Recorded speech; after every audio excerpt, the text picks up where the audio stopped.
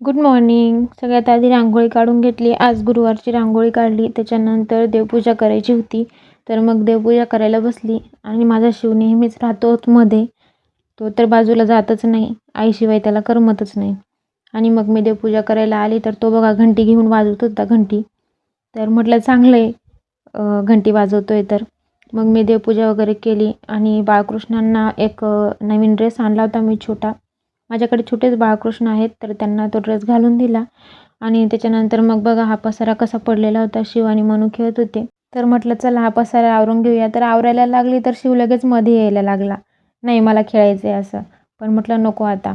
मग पसारा आवरून घेतला कारण मनूला पण आता स्कूलला जायचं होतं आणि शिव पण आता झोपणार होता. तर मग नंतर म्हटलं पसारा राहू देण्यापेक्षा आवरूनच घेऊया कारण पसारा चांगला दिसत नाही.